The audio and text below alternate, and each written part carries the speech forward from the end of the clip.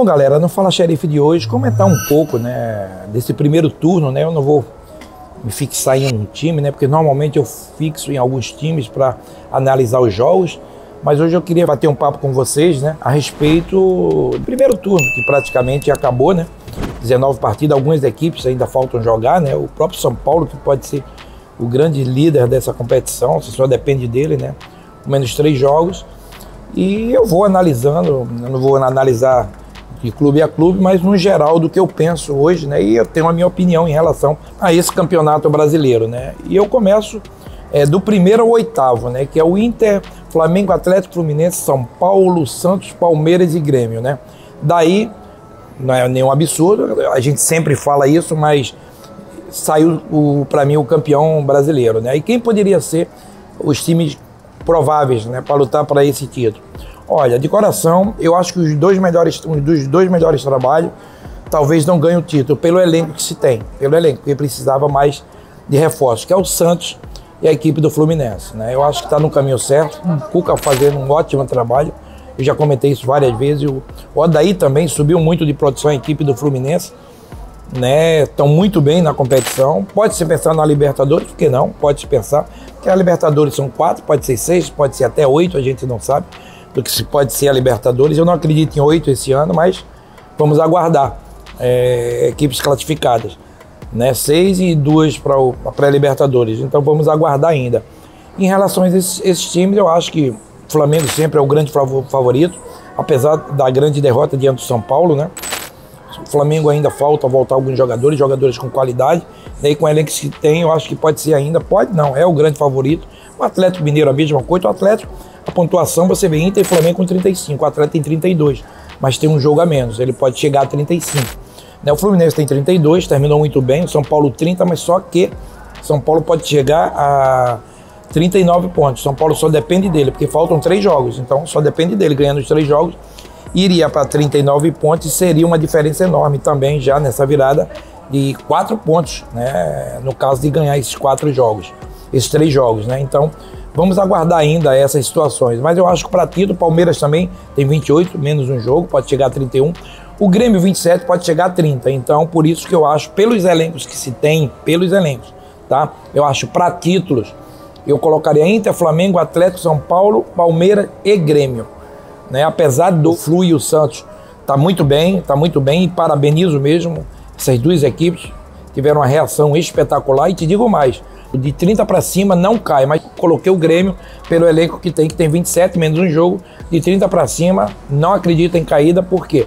Porque essas equipes necessitam de 5 vitórias em 19 jogos, então 45, vamos colocar 6, 48, que seria o ideal, né? Mas 45 eu acho que não cai, então vamos aguardar. Então não acredito que essas equipes, nenhuma, vão ter problemas de queda esse ano, né? O próprio Fluminense, que tinha uma incógnita no início da competição, o Santos também, mas estão muito bem, então de parabéns pela bela campanha. Então o título chega aí para essas 5, 6 equipes que eu falei, com chances de brigar forte para o título. E, amigo, do esporte para baixo, todos têm condições de tudo. De cair, tem condições de lutar por uma Sul-Americana, né? Que é o Sport 24, Fortaleza 24, Corinthians 24, né? Então, e depois vem 22, Botafogo, Atlético Goianiense, né? Muitas equipes, né? E para mim, o mais difícil de todos é o Goiás. O Goiás tem que ter uma reação incrível. De todos, o que vai ter uma dificuldade maior e precisa melhorar é o Goiás. O Goiás tem 12 pontos, né?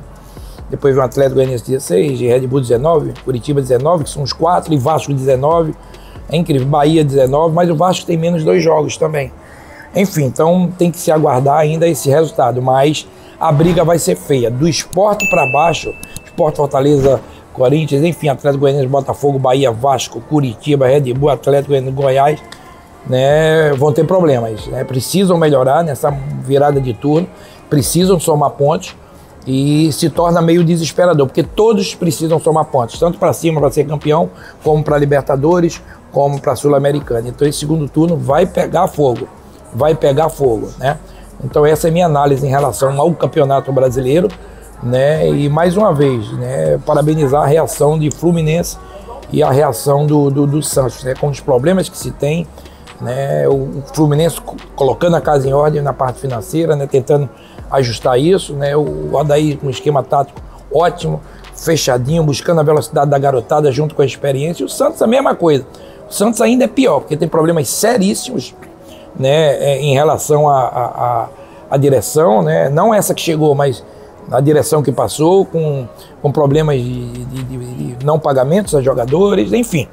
É meio desesperador, mas Cuca, como eu falo, está fazendo um trabalho espetacular em relação ao Santos, está brigando aí na Libertadores, então muitas equipes vão se aproveitar. O Atlético Mineiro é uma delas, tá? Perdeu de novo para o Palmeiras, mas o Atlético, ele praticamente daqui até a 35ª rodada, a rodada 36ª, só vai jogar uma vez por semana, domingo a domingo, então vai descansar muito e vai melhorar muito também. É claro, mesmo com as contratações, o São Paulo pede contratação, está querendo um centroavante, se fala muito no Vargas, né, que está no México, é um bom centroavante, lá não foi bem, mas é um bom centroavante e o São Paulo conhece muito bem, então vamos aguardar. Flamengo voltando, todos os jogadores, Rodrigo Caio, né, que está machucado, tanta gente boa, né, e o Flamengo completo e com essa garotada aí, vai também dar trabalho e vai lutar pelo título brasileiro, né, Gabigol, enfim.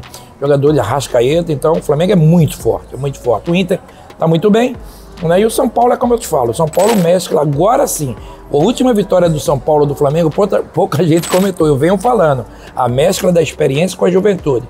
O time do Diniz, aí se fala muito, a mudança, meteram o pau no Diniz, há uma semana atrás, queriam colocar para fora, então eu particularmente no meu canal, eu gosto de analisar bem, não quero fazer injustiça com ninguém. Mas eu acho que também essa mudança com o Diniz veio da mudança tática dele, da mudança da maneira de jogar, de colocar algumas peças importantes no time. Então essa é a grande mudança e a humildade do Diniz de poder mudar. Em outros clubes, às vezes ele mantinha mesmo com os problemas. No São Paulo ele teve que mudar radicalmente algumas funções de alguns jogadores. É claro, eu particularmente gosto eu colocaria o Daniel Alves no meio e alguém no meio campo ali. Então eu acho que a coisa seria melhor trazer o Tietê, né, para a lateral. O Tietê está muito bem na lateral, tá? E o Daniel, que muitas pessoas estão criticando, eu gosto do Daniel, é um cara esforçado, um cara do bem, um cara incrível, com os títulos que tem, mas vai dar a cara. Eu particularmente prefiro na lateral, tá? Eu acho que na meia ele não rende como na lateral, mas tem dado a cara, tem se esforçado, corrido, e um cara que conquistou tudo que conquistou.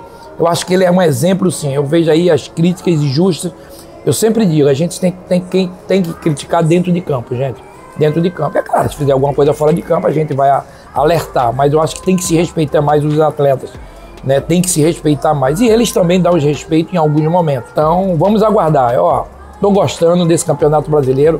Apesar da pandemia, os clubes com problemas seríssimos, sem muito dinheiro para colocar a casa em ordem, mas a pandemia, os jogadores foram prejudicados, o torcedor está sendo prejudicado porque não pode ir a campo, né? Mas a gente vê reações incríveis, a torcida do esporte mesmo, foi levar no treinamento o apoio antes dos jogos, né? Alguns torcedores têm feito isso, né? E tem que fazer, torcedor, façam isso, não vão para a briga, não vão, tem alguns vândalos que entram nos treinamentos, para a invasão no Botafogo, não leva nada. Eu acho que o torcedor tem que saber do limite dos times, do limite do que esses times têm, né? Você vê o presidente do Botafogo, né, dando entrevista às pessoas, é triste ver tudo isso. E aí é que tá, aí é que tem que ter mais um respeito maior por esses atletas. Tem muitos times aí que estão completando quase 4 meses sem pagamento, né? O Corinthians é o dele, o Corinthians ganhou quase tudo, né? Se deve muito, o André está correndo atrás para tentar colocar a casa em ordem, então é isso que eu queria pedir aos torcedores, não parta para o lado do vandalismo. Os torcedores de São Paulo, quando o São Paulo não esteve bem, eles fizeram um protesto, mas um protesto pacífico, foram lá na frente, sem briga, sem querer bater em ninguém, é isso que eu falo. Protestem, se tem alguma coisa, falem, mas sem vandalismo, tá, gente? É isso que eu peço a vocês, tenho certeza que esse segundo turno vai pegar fogo, e o torcedor, faça a sua parte. Esse torcedor que vai a campo e esse torcedor que às vezes não vai a campo, incentive os jogadores, mande mensagem, é isso que o atleta precisa.